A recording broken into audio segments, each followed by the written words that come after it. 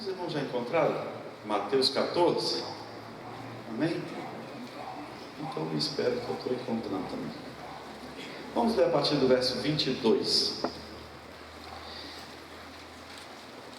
E logo ordenou Jesus que os seus discípulos entrassem no barco e fossem adiante para outra banda, enquanto despedia a multidão. E despedida a multidão, subiu ao monte para orar à parte, e chegada já à tarde, estava ali só. E o barco estava já no meio do mar, açoitado pelas ondas, porque o vento era contrário. Mas à quarta vigília da noite, dirigiu-se Jesus para eles, caminhando por cima do mar. E os discípulos, vendo caminhar sobre o mar, assustaram-se, dizendo: é um fantasma, e gritaram com medo.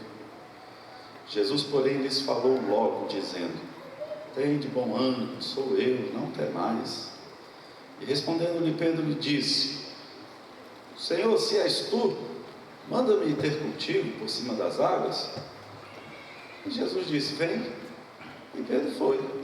Descendo do barco, andou sobre as águas para ir ter com Jesus. Mas sentindo o vento forte, teve medo. E começando a ir para o fundo, clamou, dizendo: Senhor, salva-me. E logo Jesus, estendendo a mão, segurou e disse: homem de pequena fé, por que duvidaste? E quando subiram para o barco, é que o vento acalmou. Ou Jesus acalmou o vento. No verso 33, para terminar, então aproximaram-se os que estavam no barco e adoraram-no, dizendo: és verdadeiramente o Filho de Deus. Só até aqui. Vamos orar ao Senhor. Deus querido, acabamos de ler a tua palavra. Obrigado, Senhor, pelos hinos que aqui entoamos. Obrigado, Senhor, por esta linda orquestra, esse magnífico coral. Obrigado, Senhor, pelo ministério de adoração desta igreja, o Sumaré Adoração, que tem feito, Senhor Deus querido, tudo com tanta excelência. Obrigado, Senhor, pela vida desses jovens que entoaram louvores aqui, Senhor, com a alma. Jovens que o Senhor resgatou, jovens que estão te servindo. Obrigado por eles, ó Deus. Obrigado por tudo que já aconteceu neste culto. Agora, Senhor, fala conosco através da tua palavra. Viemos aqui ouvir a mensagem da palavra de Deus e viemos aqui receber tudo aquilo que o Senhor preparou para as nossas vidas nesta noite, a nossa oração. No nome de Jesus, amém. Os irmãos podem tomar seus assentos, por favor.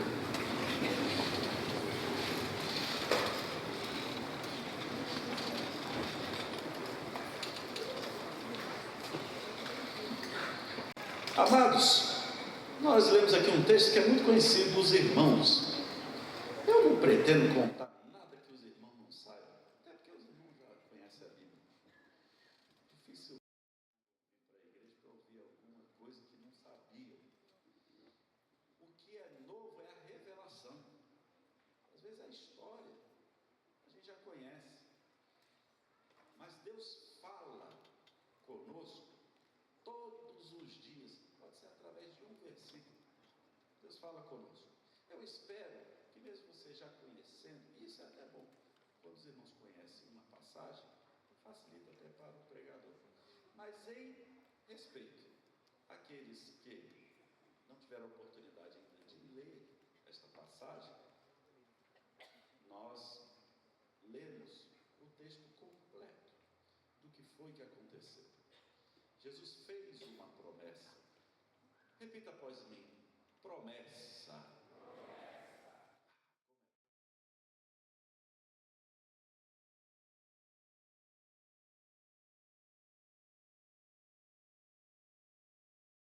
Adiante para a outra banda. Ou seja, ele determinou o lugar de chegada. Qual era o alvo? Onde eles chegariam? O que eles alcançariam? O lado de lá do mar, que na verdade é um lago. O mar da Galileia é chamado assim por causa da sua grandeza. Deus me deu a oportunidade, privilégio de estar lá algumas vezes, navegando, né, numa embarcação que não teve tempestade. Graças a Deus eu orei e pedi, Senhor, eu já aprendi a lição com os discípulos, não precisa mandar hoje aqui a tempestade. Mas realmente você olha para o lado de lá, né, na parte mais longa do lago, não dá para ver de tão grande que é. Por isso chama Mar da Galileia, mas é o Lago Genezaré, também chamado. Assim como o Mar Morto também não é um mar, é um lago, né?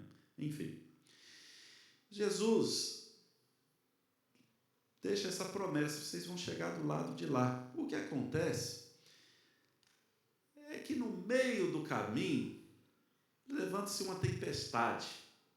Eu já quero começar a aplicar, que eu não quero ficar dando muita volta com vocês, não. Vamos direto ao assunto. É o seguinte, irmãos, para chegar na promessa, a gente às vezes passa por caminhos difíceis.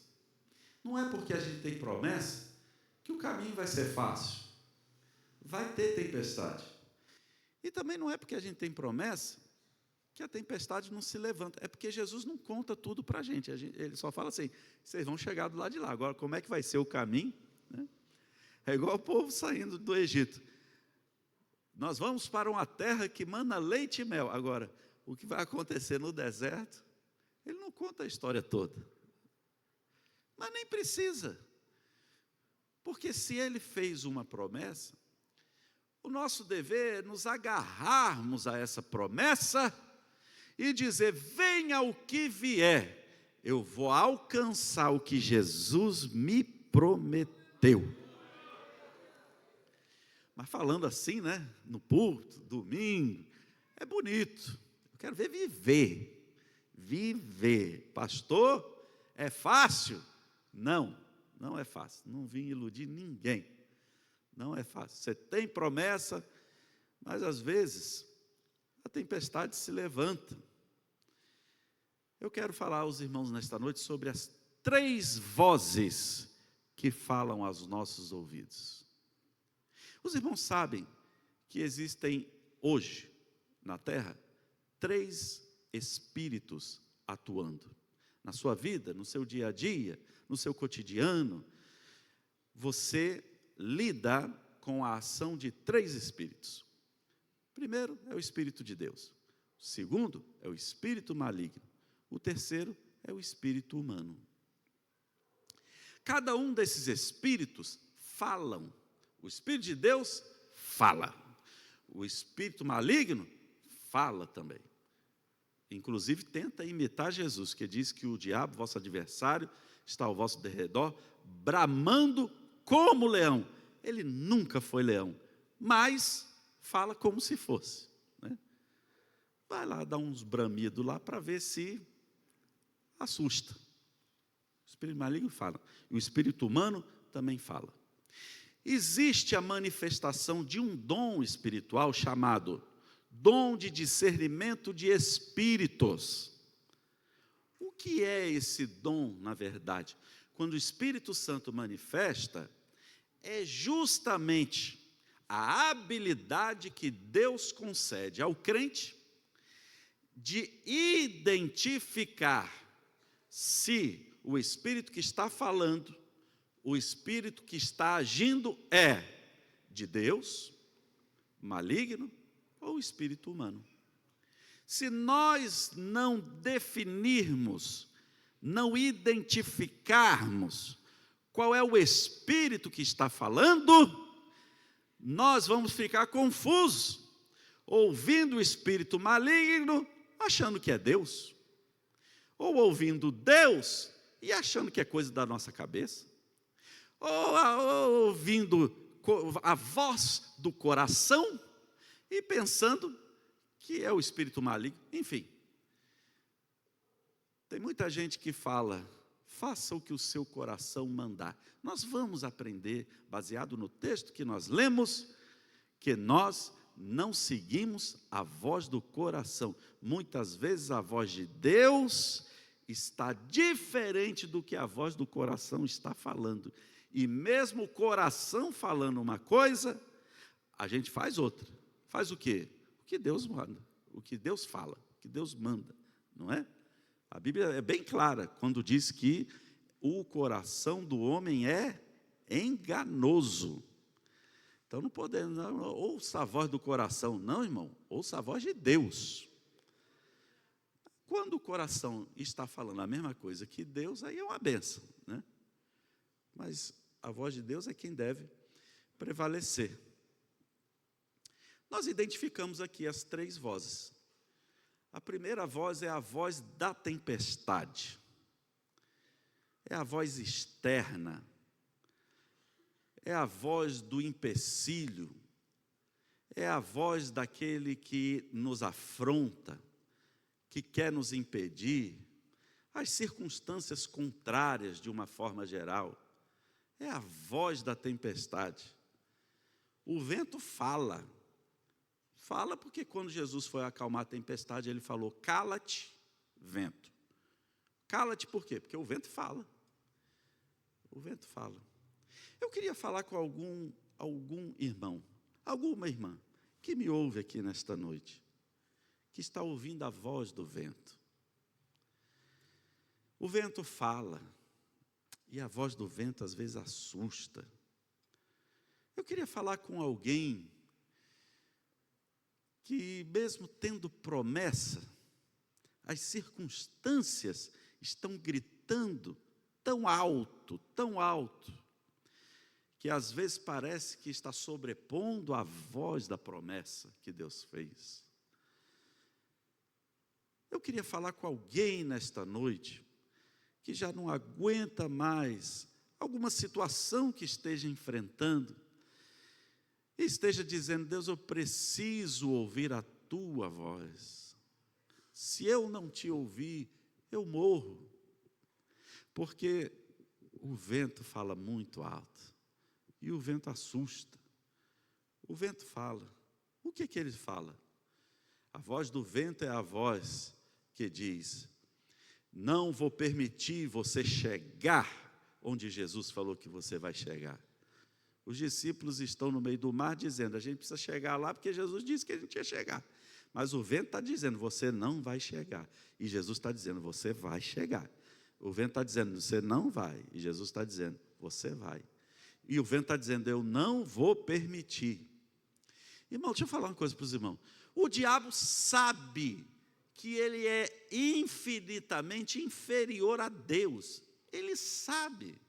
Ele sabe que ele já é um derrotado. Ele já sabe. A vitória de Jesus sobre ele já foi decretada. Jesus já está com a chave do inferno. Ele não tem nem a chave da casa dele mais. Jesus está com a chave da morte. Jesus já venceu ele na cruz. Tem gente que pensa que o diabo queria levar Jesus na cruz, para a cruz. Olha lá, o inferno pensou que venceu. Irmão, no inferno teve festa quando Jesus morreu. Eu nunca vi uma festa no inferno na Bíblia. Irmão, eu já procurei. Eu já usei concordância bíblica. Eu já procurei em aplicativos de estudo bíblico. Eu já perguntei até para o ChatGPT: vem cá, que dia foi que teve festa no inferno? Teve festa no inferno? Nada. Inferno não é lugar de festa. Esse é o primeiro motivo. O segundo motivo é porque nunca o diabo queria levar Jesus para a cruz. Pelo contrário, o diabo tentou tirar Jesus da cruz. Quando Pedro disse: não vou deixar você ir para a cruz, Jesus disse: para trás de mim, Satanás. Ele identificou na hora, era quem queria tirar ele da cruz, né?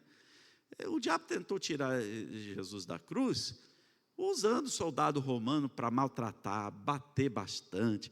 Aqueles secretários do diabo passando por ali, gritando: se tu és o filho de Deus, desce daí. Os ladrões, né, disseram: se tu és o filho de Deus, salva-te a ti e a nós também. Ali era o diabo. Agora, o diabo fazendo festa porque Jesus se entregou na cruz. O diabo sabia que a derrota dele estava no sacrifício perfeito.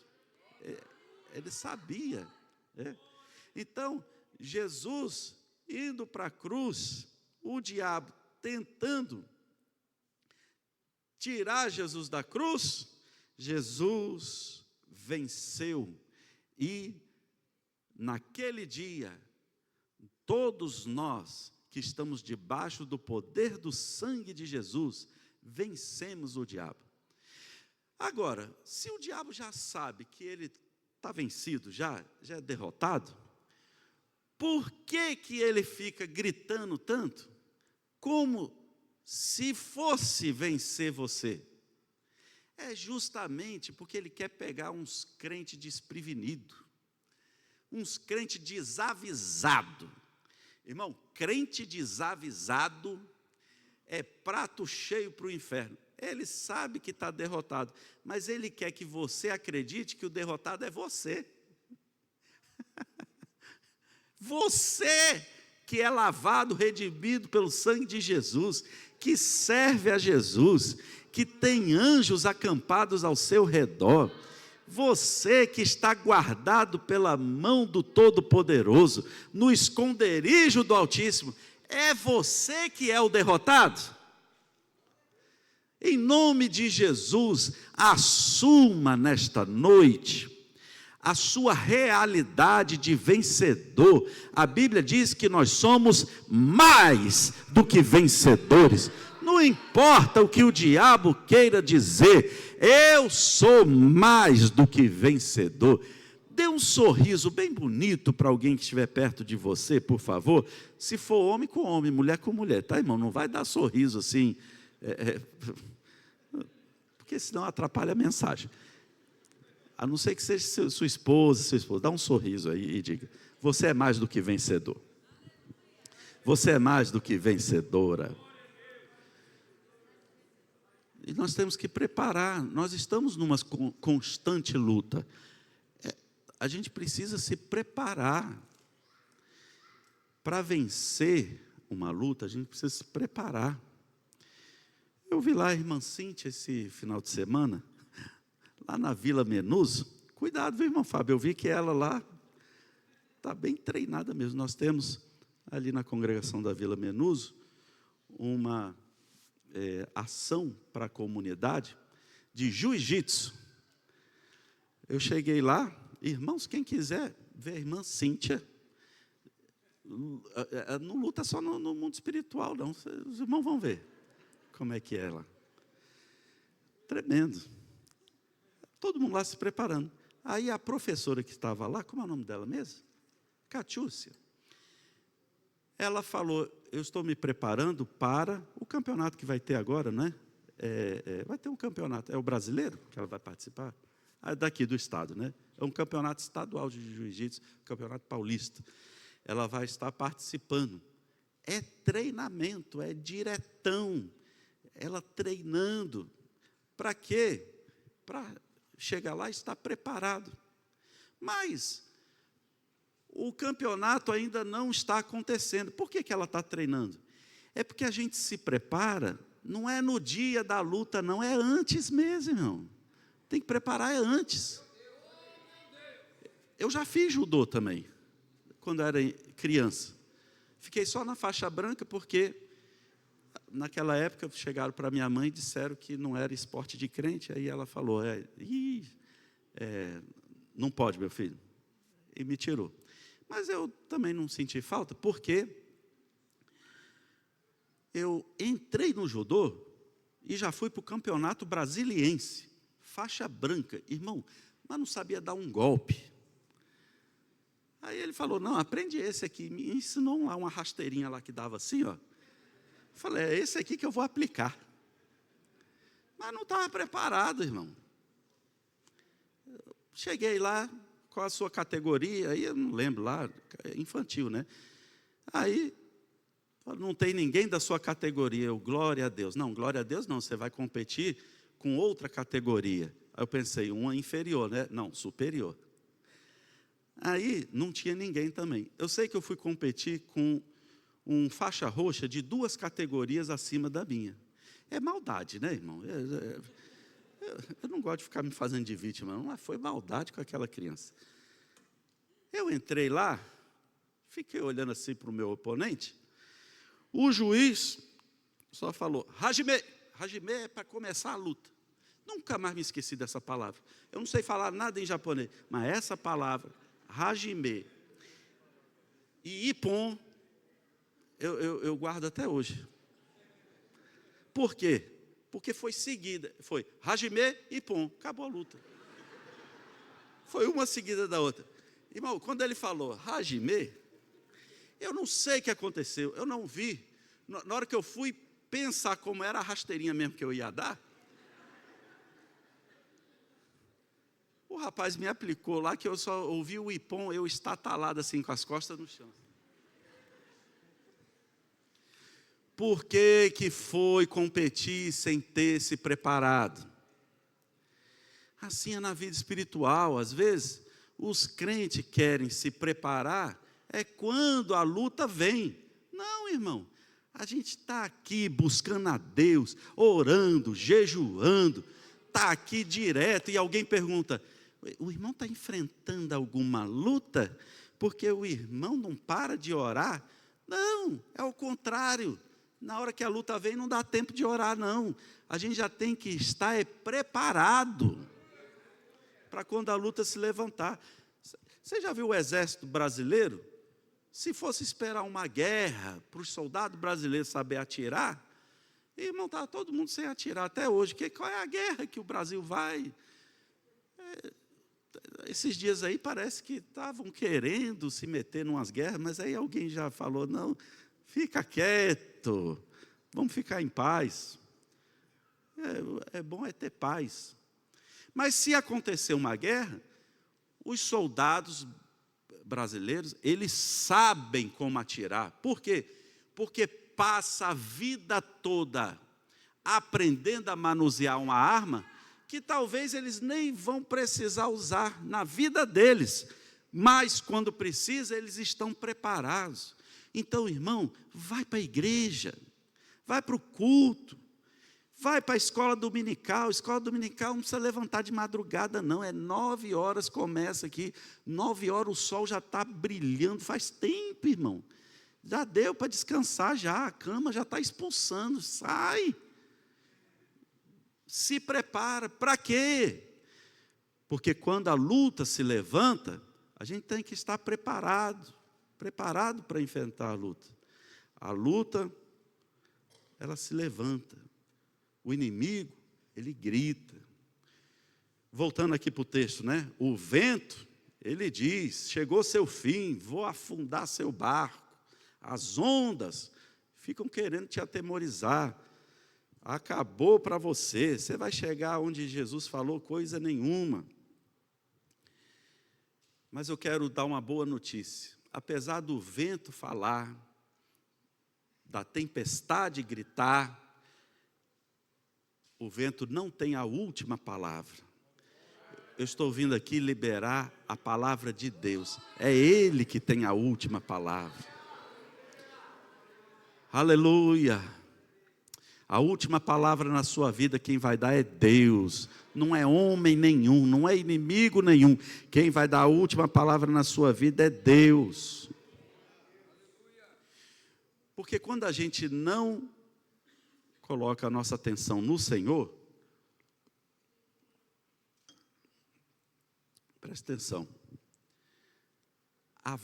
a gente vai se assustando e a voz do medo começa a falar alto. Aqui está no texto, dizendo que eles tiveram medo. Quando, no verso 26, Jesus foi andando por cima do mar, a palavra de Deus diz aqui no verso 26, que os discípulos gritaram com medo. Quando viram Jesus, gritaram com medo.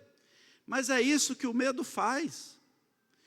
O medo, irmão, faz você ouvir coisa que não existe.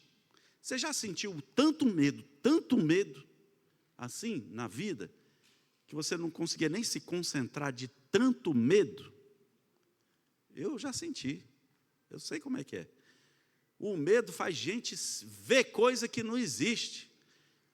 A maioria desses folclores que existe, de superstições que existe, é tudo gente que viu coisa no medo. É uma árvore que balançou e fez sombra na janela.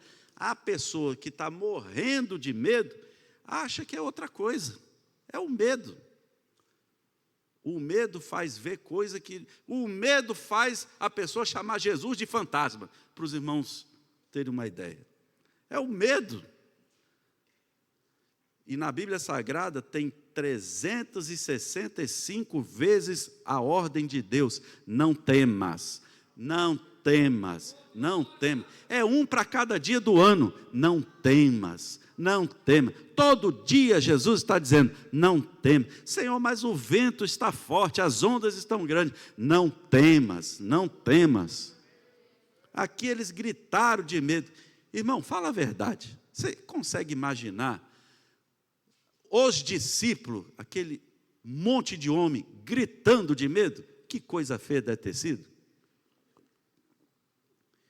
Porque ainda tem uns homens que quando vai gritar de medo, grita grosso, né? Mas depende da qualidade. É uns gritos, irmão, que... prefiro não comentar.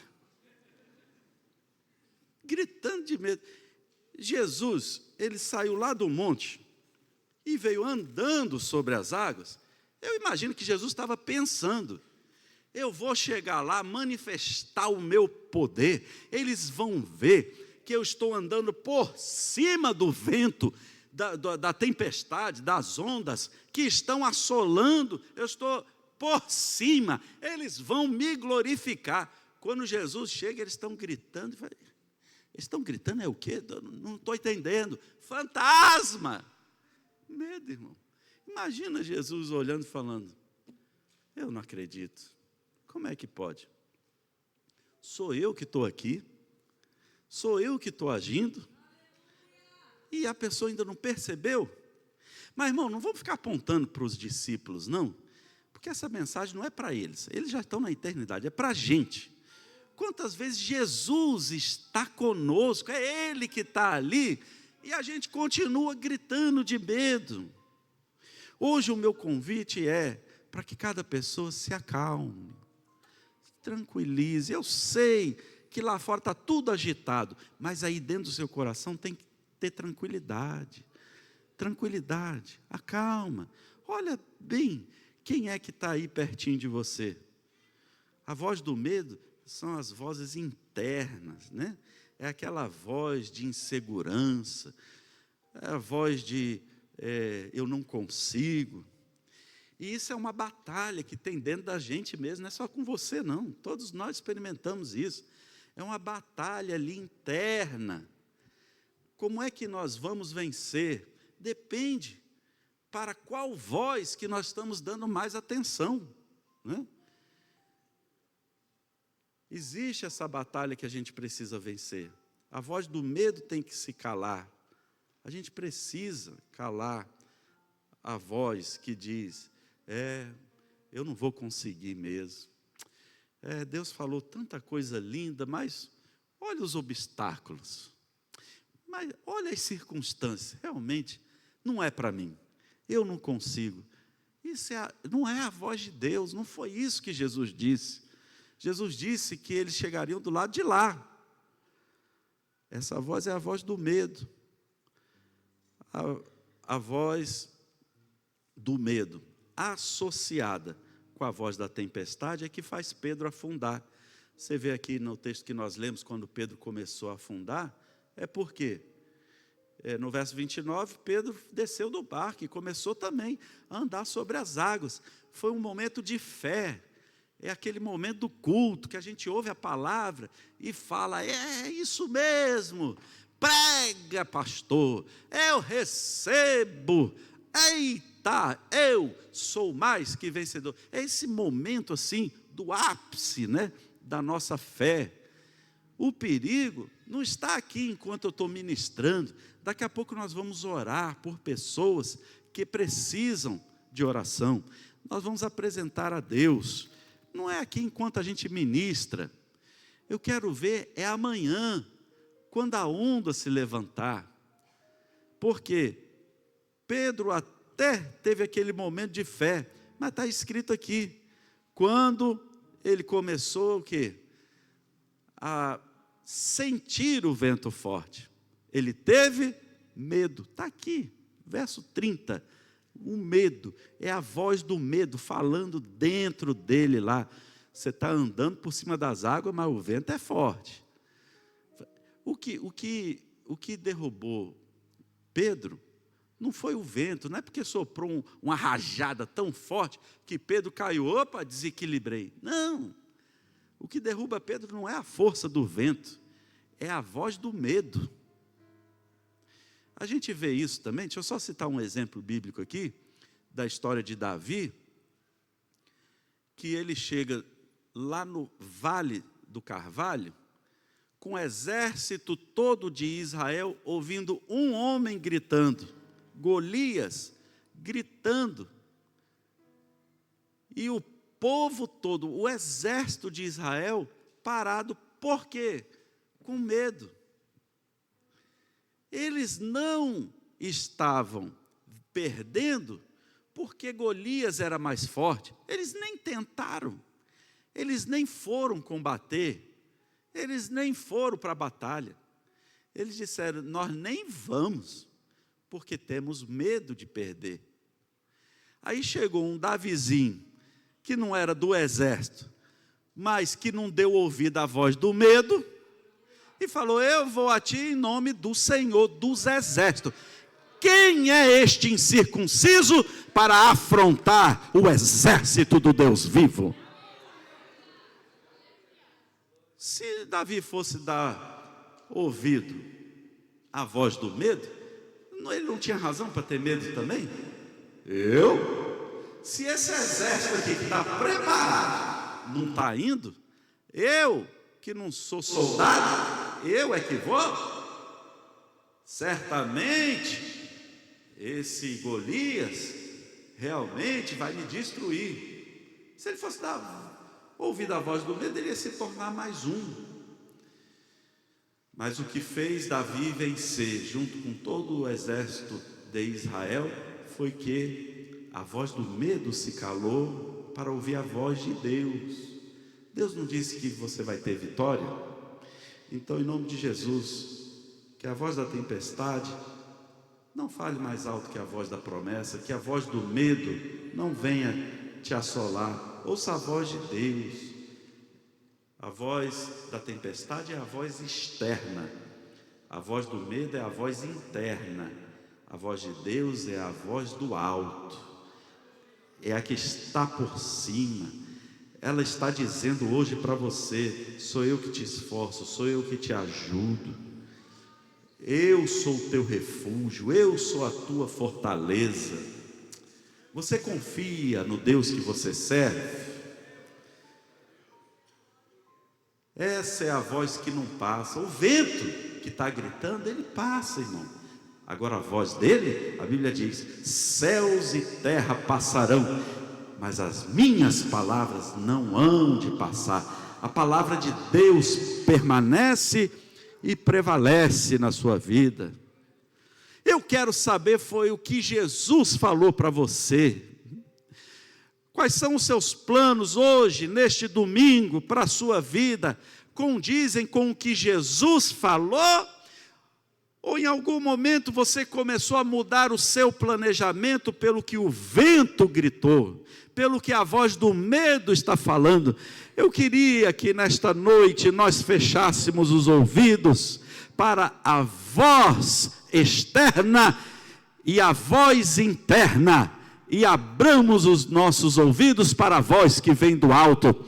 Olha o que Jesus diz, ele chega e diz, tende bom ânimo, sou eu, não temais.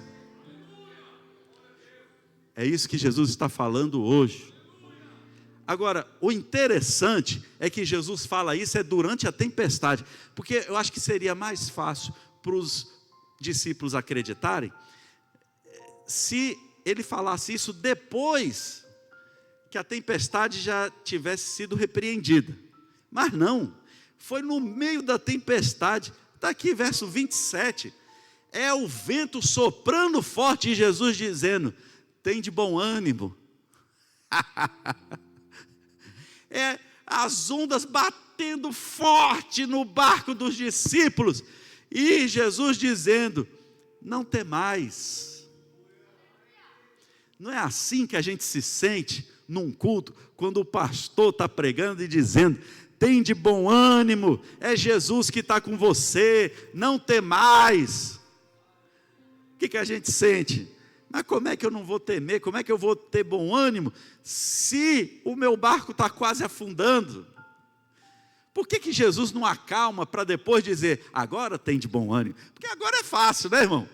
Na hora que você está velejando lá, o solzão brilhando, você lá no barquinho, aí, irmão, ter bom ânimo é fácil. Não temer, não tem nem nada para temer. O desafio é atender Jesus no meio da tempestade. Ele está dizendo: não temais. A voz de Deus acalma primeiro o coração dos discípulos, para depois acalmar a tempestade fora do barco. Você vê que na ordem, Jesus primeiro cala a voz do medo, para depois calar a voz do vento. Porque ainda que a voz do vento esteja lá fora soprando, se dentro do seu coração a voz do medo estiver calada, a voz de Deus vai prevalecer e você vai enfrentar a tempestade, mas com ânimo e sem temor. Com ânimo e sem temor. Em nome de Jesus, eu quero profetizar sobre a sua vida, que você vai alcançar tudo que Jesus prometeu para você, para sua casa, para sua família. Ele é o fiel que prometeu, Ele não faz nada pela metade, tudo que Ele começou a fazer, Ele vai cumprir. Você não vai morrer no meio do caminho, Ele te chamou para você ir até o fim, chegar do outro lado, alcançar a promessa. Hoje Ele está tomando as providências necessárias. Se o vento soprar, Ele acalma, se a onda se levantar, Ele repreende, mas mantenha os seus olhos no foco. Eu vou chegar onde Ele disse que eu chegaria, eu vou alcançar aquilo que Ele disse que eu alcançaria.